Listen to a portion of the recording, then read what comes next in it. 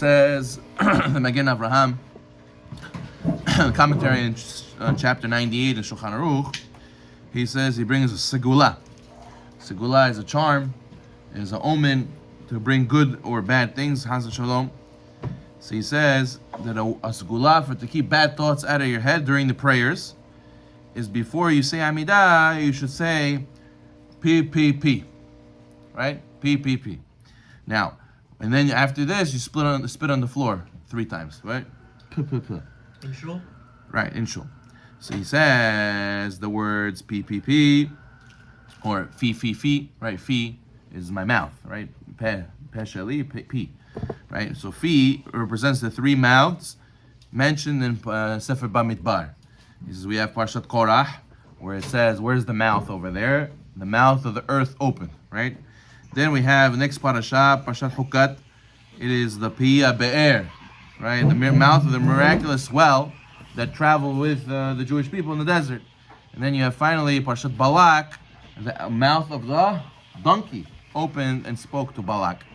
So 3 times, fi, you get to offset these 3 mouths, and you hopefully will empower your mouth, and you'll be able to have proper thoughts. The Magen Avraham says, I don't understand the reason for this gula, but you should know I found this segula and you could do it.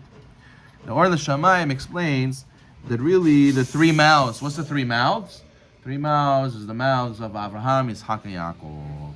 He says Hashem made the holiness and the impurity zelo matzeh. This corresponds to this. Always when there's a certain amount of impurity in the world, you should know there is a corresponding holiness in the world, right? The world cannot exist without 36 hidden tzaddikim. So therefore he says the 3 letters of pei correspond to the tzaddikim, right? Fi. And the 3 kuf 3 times corresponds to the 3 wicked people we mentioned. Korah is the first one, kuf is the first letter. Second one, hukat, where's the kuf? In the middle. And the last one, balak, where's the kuf? The kuf is in the end. So to teach you that these 3 mouths correspond to these 3 mouths, and whenever you have, the segula is, whenever you have bad thoughts coming to you in the middle of the prayers, if you say fi, so now you offset these mouths offset these mouths, and hopefully you'll clear up, and your mind will be able to focus on the tefillah. So therefore that's interesting how, based on this, some people, when you tell them, wow, your kids look beautiful, or you have a lot of money, people are scared, ayin hara, they say fu, right? Pu, bli ayin hara. But really, the source for this is for to put away bad thoughts. So maybe they think that when you say this, you push away an ayin hara, bad thoughts that guy's trying to put on you. Maybe that's how they try to associate it. But the source is to say pu by the tefillah before you go and pray when you have bad thoughts. So interesting. He says that also a lot of times the people make a mistake. They think they have to have all or nothing. They think I have to have focused the entire tefillah, and if I don't, so my tefillah was worthless. And that's a very big yesara. The prayer is not all or nothing. Even if you spaced out during your Amidah, person should, once he wakes up, he should grab as much as he can, right? Imagine you knock over the fruits and the dog steals 2-3 apples. So you should say, I'll leave the rest of the apples on the floor. No, pick up as much as you can. So therefore, there's no reason to forego the remaining blessings of the Amidah, even though you may have spaced out on the first few.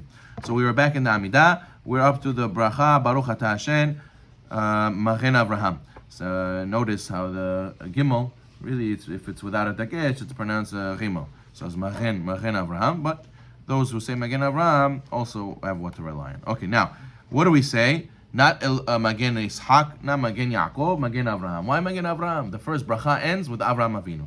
So we know the sages tell us, Mesechet, Pesachim, Hashem promised Avraham that the Jews will bless me by saying your name and to praise me, right? Hashem made that exclusive deal. He gave him the rights to the Amidah blessing to Avraham Avinu. Now, Lo yu chotmin ela becha. Hashem said they will conclude the bracha only with you.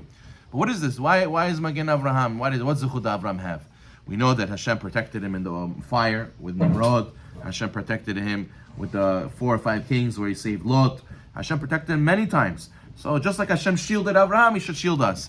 But Rav Eliyahu Bakshi Doron, who was who used to be the one of the previous chief rabbis of Israel, he says a beautiful hidush. He says, if you think about it, HaKadosh Baruch Hu, he could look at the world and say, do we have real prayers today?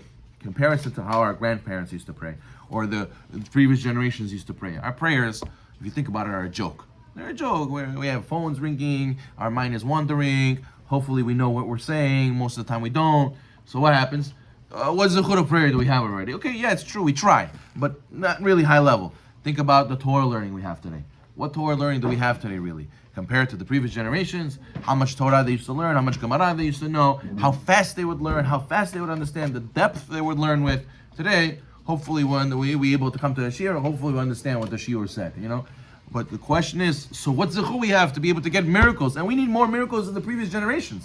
So it says of Doron, that today we do have one thing. What is Avraham keneged? Yitzhak keneged tefillah. Yaakov is keneged Torah. Avraham is keneged Hesed. There's no Hesed that there ever was in history like there's Hesed today. Nobody can say there's better Hesed that we do that they did that back then that we do today. Today we do Hesed across the world. Today we have organizations that all they do is Hesed. Today we have ability to find every single person what they need, how they need it. In ways that they never could have thought. We could bring things and help. Just the other day, we used Misaskim.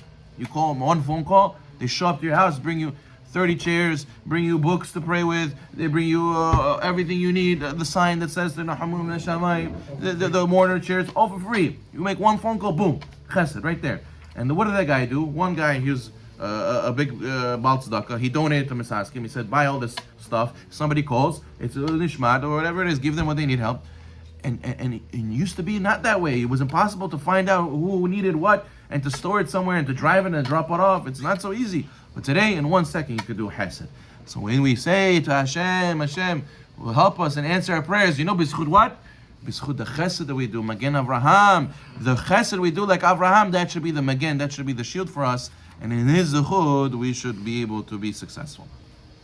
The next prayer, next bracha in the tefillah, in the Amidah is Gevurot, it's just Tehayat Emitim, right? So therefore, why do we start with Mehayat Emitim? It's because this is to praise Hashem with the greatness He has, the ability that He's even able to take dead things and bring it back to life. He can do whatever He wants. HaKadosh Baruch Hu is all the power is in His hands, and we have to believe in the resurrection, right? First of all, we get resurrected every day. Someone who's sleeping is 1/60th death, all right? So that's why we say Elokai Neshama in the morning, right? You bring back souls to the dead bodies, which are us in the morning, right? And Hashem is mechakel hayim b'chesed, mechayim metim rahamim rabim, sustained lives with kindness, resurrects the dead with abundant compassion, which means to say that HaKadosh Baruch Hu allows us to have the zechut to be able to be resurrected in the times of Mashiach. And we have to believe this. The Rambam says one of the 13 principles of faith is to believe in the resurrection of the dead. If you do not believe in the resurrection of the dead, then you're not fulfilling what it means to be a Jew. You're not believing in the principles of the tenets of being a faithful Jew. If you deny it, you're a heretic, says the Rambam. You have to believe there's a resurrection of the dead. Just like the trees die in the winter and they come back to life with fruits and with flowers. Just like businesses, they die and they come back to life. People made COVID in the COVID. People lost in COVID. Right? Just like settlements in Europe, Jews ran away from Europe and they resettled here and they brought back life, community life over here.